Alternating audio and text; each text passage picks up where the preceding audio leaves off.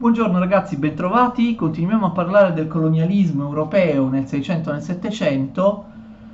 Parliamo oggi delle colonie inglesi in Nord America e non solo inglesi, perché ci sono, come vedremo, anche i francesi. Ovviamente questo ci porterà poi a trattare l'indipendenza delle suddette colonie, cioè la nascita degli Stati Uniti d'America. L'Inghilterra aveva già provato alla fine del 500 a insediare dei propri stanziamenti in America del Nord. I tentativi erano tutti falliti, i coloni erano morti o per le epidemie oppure per i feroci attacchi dei nativi, quelli che si chiamavano indiani o indiani pelli rosse, che avevano imparato a combattere molto bene, a utilizzare le armi da guerra e il cavallo, cose che loro ovviamente non possedevano prima della scoperta dell'America.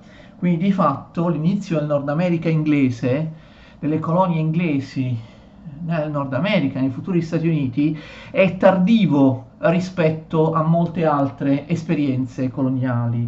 Solo nel 1606 i primi coloni sbarcano in una regione dell'attuale sud degli Stati Uniti d'America. Si costituisce prima una colonia che sarà una colonia del gruppo, attenzione, del sud, cioè colonie inglesi nel sud degli attuali Stati Uniti.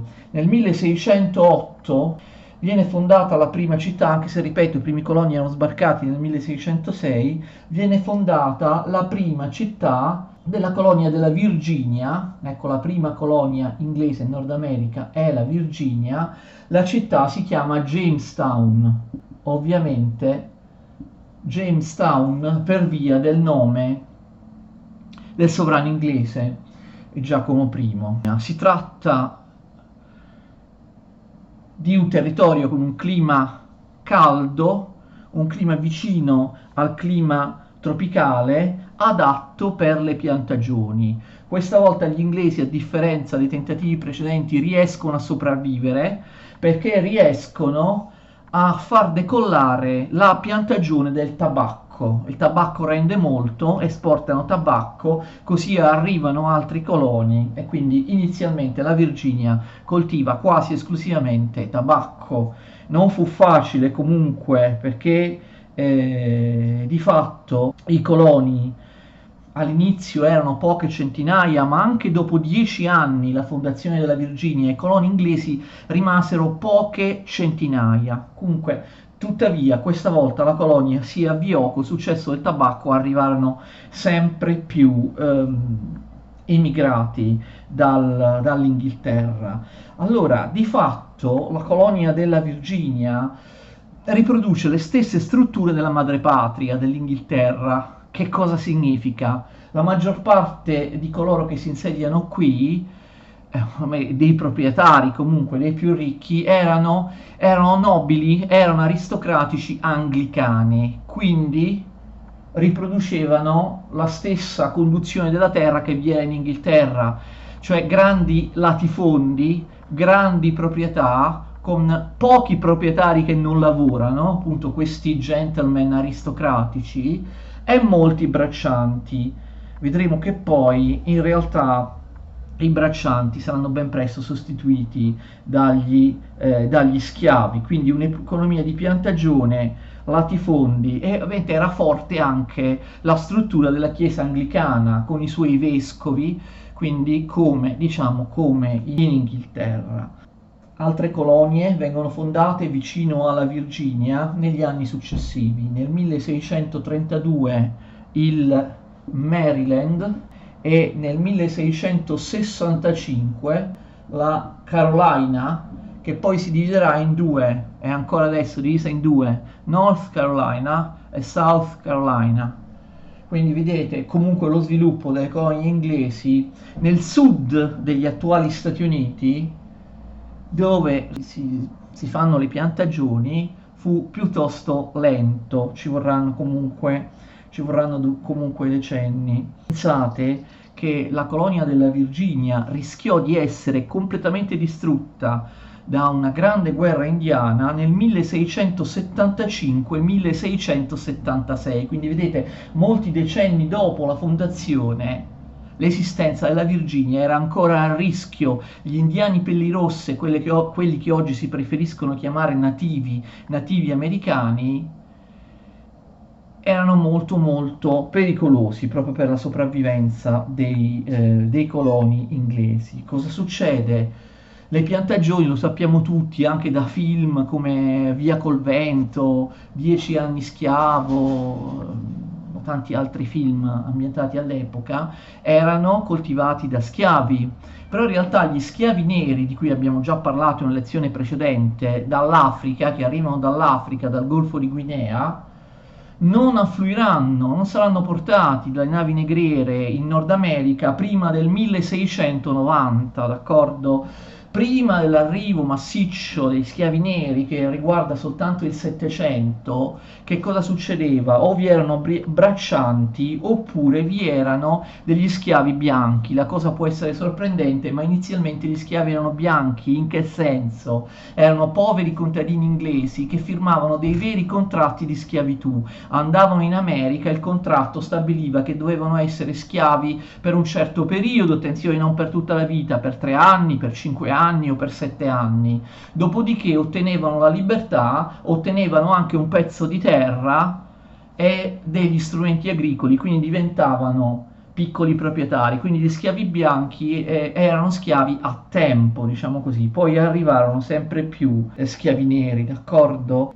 Nel nord degli attuali Stati Uniti, pensate, ben 800 km a nord della città di Jamestown si costituisce un altro gruppo di colonie inglesi in Nord America. Queste che abbiamo visto sono le colonie del sud, poi si formano le colonie del nord, d'accordo? Le colonie del nord vengono chiamate anche in generale New England, la nuova Inghilterra. Complessivamente tutte quante verranno chiamate New England. Nel 1620, una cosa molto famosa, sbarca nel nord degli Stati Uniti un clima molto più freddo rispetto alla Virginia e alle terre delle piantagioni del sud. Sbarcano nel 1620 i cosiddetti padri pellegrini, Pilgrim Fathers, la famosa nave Mayflower. Sono circa 100. Attenzione, sono diversi rispetto agli anglicani del sud, perché sono soprattutto puritani, attenzione, calvinisti, ma non solo puritani, anche altri dissenters. Ricordate che cosa vuol dire dissenters o altri anticonformisti, cioè tutti i protestanti che non sono anglicani, cioè tutti calvinisti. Quindi oltre ai calvinisti puritani anche i quaccheri, battisti, indipendenti, anarchici. Abbiamo già visto, parlando dell'Inghilterra, come e perché questi gruppi poi si trasferiscono massicciamente in America e quindi si trasferiscono in un posto appunto con un clima molto freddo, dove l'economia di piantagione è impossibile, dove ci sono moltissime foreste di conifere. La prima città che loro fondano nel 1620, questi padri pellegrini, è New Plymouth, la nuova Plymouth.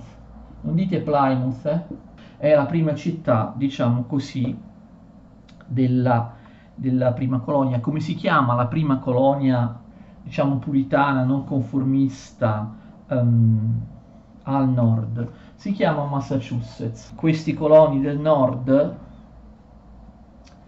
erano molto diversi dagli anglicani del sud. Possiamo dire che erano un po' fanatici, o spesso erano molto fanatici. Puritani e altri dissenters, quaccheri, battisti erano molto rigidi da un punto di vista religioso, quindi instaurano il tipico moralismo calvinista con una legislazione che impone la severità dei costumi e colpisce molti comportamenti anche della vita privata come se fossero reati, come se fossero dei crimini. Ricordate gli analoghi governi calvinisti, per esempio a Ginevra oppure a Edimburgo, il concistoro, no? Il presbiterio, ecco, a differenza del sud anglicano, attenzione, i calvinisti non accettano né gli aristocratici né certo i vescovi della Chiesa anglicana, neanche possono accettare che vi siano grandi proprietari latifondisti, grandi proprietari terrieri che non lavorano e fanno lavorare masse di braccianti. Ricordate che per il calvinista il lavoro è come la preghiera, è un modo per ringraziare Dio di averli predestinati, al paradiso, quindi tutti devono lavorare, d'accordo? Quindi al posto della grande proprietà terriera del sud abbiamo una piccola proprietà terriera, si coltivano cereali, si coltivano altre cose, ma non certo tabacco, non certo piantagioni. Inoltre ci sono moltissime foreste, l'abbiamo detto, di conifere. I puritani e gli altri dissenters calvinisti del gruppo delle colonie del nord iniziano a costruire navi, cioè cantieri navali, d'accordo? Si impone una legislazione locale, è vero che sono colonie inglesi, ma come vedremo hanno tanta autonomia, quindi decidono loro moltissime leggi proprio in autonomia, viene imposta l'obbligatorietà del servizio divino, vi è persino la pena di morte per bestemmia ed eresia, quindi diciamo una specie di teocrazia, d'accordo? C'è intolleranza per certi gruppi religiosi, per i cattolici non ne parliamo, proprio li odiavano, ma il Massachusetts, dove presero il potere i puritani, attenzione, discriminava anche gli altri non conformisti o dissenters, cioè i quaccheri e i battisti, eppure nella nave Mayflower e nelle altre navi che arrivarono qui non vi erano solo puritani, vi erano tantissimi che erano appunto altri non conformisti o dissenters, quaccheri, battisti, indipendenti o anarchici. Quindi il Massachusetts si costituisce con una base di intolleranza, di dispotismo di tipo puritano, d'accordo? Erano un po' fanatici, loro pensavano di essere andati via dall'Inghilterra, questo era giusto perché erano subordinati alla Chiesa anglicana, questo sia sotto il regno di Carlo I, di Carlo II, ma anche dopo, ricordate, la fine della Repubblica, la restaurazione Stuart del 1660, quindi vedevano nell'America, come dire, una specie di terra che era stata loro data da Dio, una terra della libertà, dove edificare qualcosa, una specie di regno dei santi su questa terra, dove edificare qualcosa che è in qualche modo l'immagine di quello che sarà il regno di Dio. Quindi vogliono costruire su questa terra una società ispirata alla Bibbia, basata sul duro paternalismo biblico, un regno di santi. Quindi diciamo è un pochino fanatica, diciamo, all'inizio del Massachusetts. Anche nelle assemblee locali potevano votare soltanto i puritani. Il voto non era limitato soltanto dal censo, ma anche dall'appartenenza religiosa. Anche la lotta, le guerre contro gli indiani pellirossa, i nativi, che loro facevano nel Massachusetts al nord, come la Virginia e le altre colonie del sud, erano interpretate come una specie di prova da superare per far vedere a Dio di essersi meritati la predestinazione, d'accordo? Quindi è per questo motivo che i protestanti inglesi, in particolare i calvinisti, saranno così duri contro gli indiani. Spesso gli indiani pellirosse non venivano neanche considerati esseri umani, ma esseri diabolici messi lì dal Signore per provare, per temprare la fede, no, dei calvinisti, che erano convinti che insomma solo loro sarebbero stati predestinati al paradiso, mentre tutti gli altri sarebbero stati predestinati all'inferno, tra cui appunto sarebbero stati predestinati verso l'inferno, tra cui appunto i nativi americani. Capite la differenza nei confronti dei nativi? Mentre portoghesi, spagnoli, soprattutto loro, ma anche francesi, miravano anche, ricordate, a convertire i popoli indigeni, i popoli che venivano occupati e colonizzati, perché li consideravano comunque esseri umani, li trattavano malissimo, certo, portoghesi, spagnoli o francesi, però ci tenevano a salvare la loro anima, a battezzarli anche a forza, a convertirli anche a forza al cristianesimo, cioè attenzione al cattolicesimo. Invece molti di questi protestanti, in particolare i puritani, non avevano interesse, capito, a convertire gli indigeni, perché neanche li consideravano esseri umani, li consideravano quasi creature del demonio che potevano essere massacrate così, che non avevano un'anima, che non era il caso neanche di cercare di convertire. Quindi attenzione, il rapporto con gli indiani, questo è importante, il rapporto con gli indiani da parte dei coloni americani, sia quelli del nord, ma in realtà anche gli anglicani del sud, sarà sempre un pessimo rapporto, un rapporto di continua belligeranza, senza capacità di trovare accordi.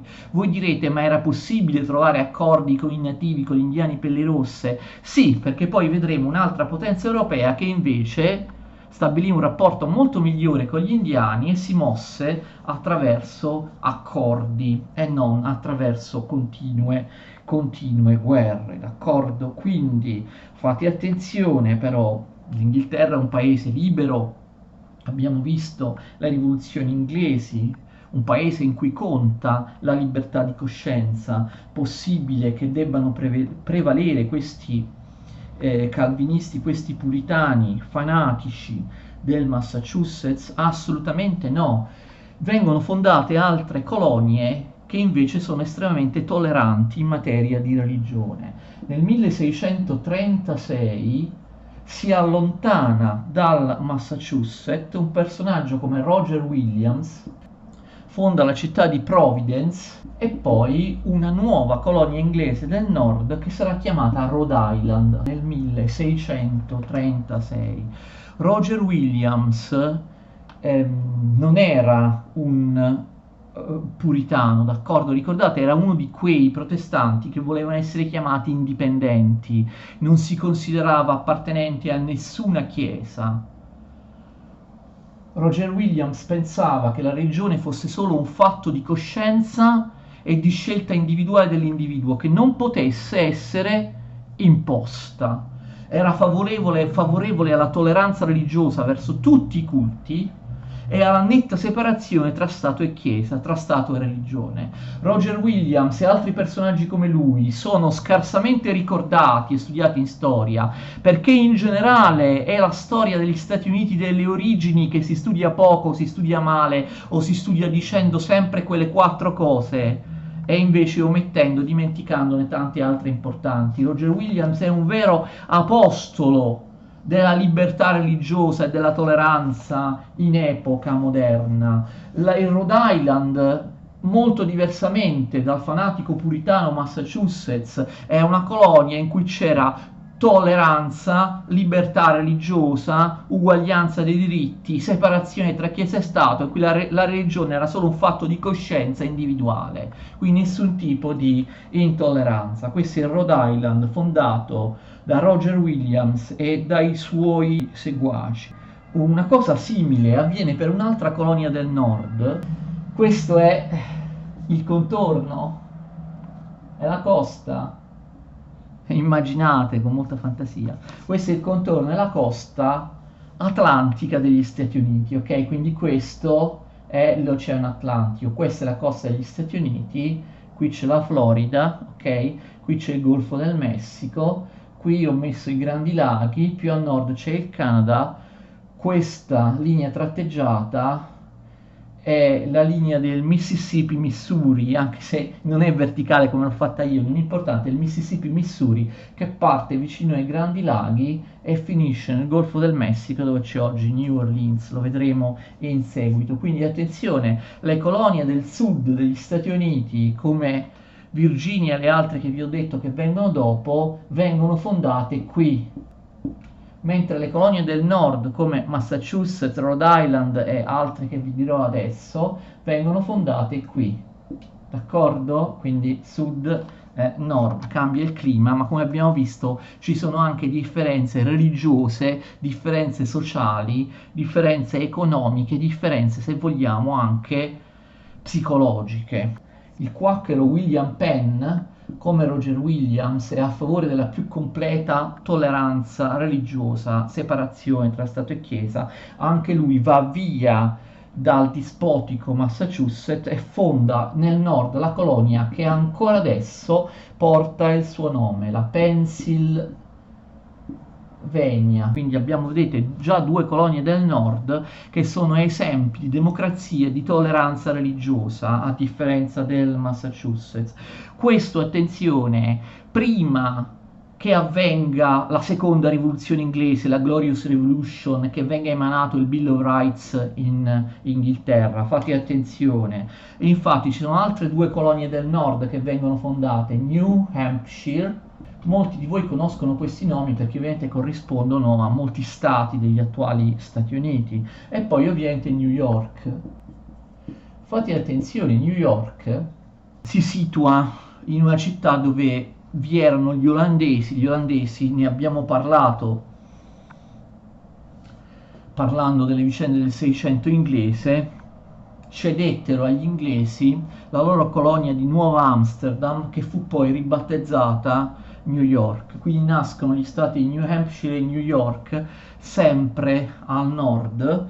E New York, attenzione, infatti tuttora si vantano di questo, anche se spesso in storia non si studia assolutamente. New York si diede uno statuto autonomo nel 1685 che, attenzione, riprendeva e inglobava la Carta delle libertà e dei privilegi che i newyorkesi avevano emanato nel 1683. Ebbene, questo statuto di New York stabilisce la totale libertà religiosa e la separazione tra Chiesa e Stato.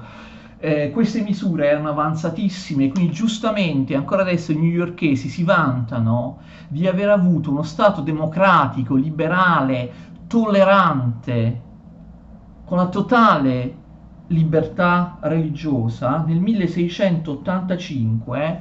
Quindi, come ho detto, qualche anno prima, quattro anni prima della seconda rivoluzione inglese o Bill of Rights, nelle colonie americane c'è chi già aveva nel proprio statuto di autonomia della colonia, chi già aveva approvato, applicato la democrazia, la separazione dei poteri, i diritti dell'individuo, la libertà di stampa, di parola, di espressione, la libertà di culto, la tolleranza nei confronti di tutti, in anticipo sulla seconda rivoluzione inglese. Quindi vale la pena sicuramente di ricordare queste cose. Il quacchero William Penn.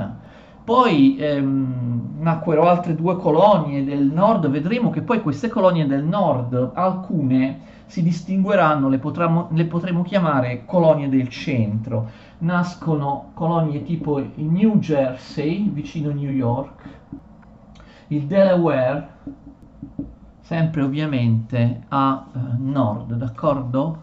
E il Massachusetts, possibile che resti uno stato così, con delle leggi, uno statuto intollerante, fanatico, dove era obbligatorio andare alla funzione religiosa, così? No, assolutamente, attenzione, anche il Massachusetts diventa una colonia libera e liberale, perché insomma i sovrani inglesi a un certo punto si stancarono del fanatismo del Massachusetts. E cosa succede? Soprattutto quando i sovrani inglesi cambiarono, no? Appunto nella già ricordata rivoluzione inglese, seconda rivoluzione inglese, nel 1689 andarono sul trono William e Mary, Guglielmo III d'Orange e Maria II Stuart. E allora questi nuovi sovrani imposero al Massachusetts un nuovo statuto poco dopo la seconda rivoluzione inglese, nel 1691, un nuovo statuto con maggiore libertà e una certa tolleranza religiosa, in cui il voto per l'assemblea locale, di cui in seguito parleremo, Sarà limitato, sì, non è che votano tutti, sarà comunque limitato, ma sarà limitato per censo, in base alla ricchezza, non in base all'appartenenza religiosa. Quindi perlomeno gli altri dissenters o non conformisti, come i puritani, potevano votare. Insomma, intervenne la madrepatria inglese e disse al Massachusetts: non puoi avere quelle regole così fanatiche. Tuttavia un certo fanatismo, insomma, puritano nel Massachusetts resta, perché nel 1692, proprio l'anno dopo il nuovo statuto, si verificò in Massachusetts l'increscioso, diciamo terribile, orribile episodio delle cosiddette streghe di Salem. Io vi ho nominato solo New Plymouth, però dopo New Plymouth nel Massachusetts furono fondate città grandi e importanti come Salem e Boston, d'accordo? Nel 1692 c'è l'incredibile episodio delle streghe di Salem. Una ventina di persone considerate streghe o stregoni furono messi a morte, furono condannati e uccisi da regolari tribunali, d'accordo, nel 1692, in un empito proprio di fanatismo e di credenza nel demonio, nelle possessioni demoniache. Quando, ricordate, ormai siamo alla fine del 600, ormai in quel periodo in Europa la caccia alle streghe o la credenza nei confronti dell'esistenza della stregoneria o della possessione diabolica, eccetera, queste cose, ormai queste credenze in Europa erano state quasi totalmente abbandonate, e invece in America succede ancora questo episodio. E gli stessi giudici poi a un certo punto capiscono che non è niente vero, che hanno condannato a morte degli innocenti. Le persone si autoaccusavano, a volte anche per via appunto del clima di bestiale severità che riguardava anche l'educazione dei ragazzi, d'accordo? L'episodio delle streghe e degli stregoni di Salem è stato rappresentato in tanti film, anche in serie TV, no? Credo che quelle che i ragazzi amano molto, come una che si chiama American Horror Story, se non sbaglio, no? C'è una parte che si occupa dell'episodio di Salem, ma non sono solo le streghe di Salem. L'educazione e il moralismo rigido che spesso sfociava in una sorta di repressione sessuale, di timore per il sesso, di timore per qualunque cosa, paura per l'inferno. Questa educazione aveva effetti devastanti sui giovani. Cioè in Massachusetts successe di tutto, proprio tematiche da film dell'orrore. C'era gente che veniva violentata e uccisa nelle foreste, bande che uccidevano, violentavano, squartavano bambini o cose del genere. Cioè, guardate che molti sapienti del Massachusetts capirono, dissero costumi troppo rigidi, un'educazione troppo rigida, evidentemente poi porta come sfogo, come reazione disperata a questo tipo di perversioni e di violenze, anche a sfondo sessuale, di violenze bestiali, d'accordo? Quindi, beh, abbiamo finito la nostra mezz'ora, siamo andati anche oltre. Prima di continuare a parlare, io vi ho delineato, no, le colonie inglesi all'inizio, soprattutto diciamo nel 600, dobbiamo parlare anche del Canada francese, perché come vi ho detto non ci sono solo i coloni inglesi in Nord America. Qui a sud piantagioni, clima caldo, grande proprietà anglicani, oppure qui a nord clima freddo, puritani e altri non conformisti, piccola proprietà, lavoro individuale, niente schiavi, cantieri navali grazie alle foreste. A nord, nella regione dei Grandi Laghi e ancora più a nord, si erano insediati i francesi, il Canada francese, o meglio, il Canada. Vediamo i francesi sul fiume San Lorenzo la prossima lezione. Arrivederci.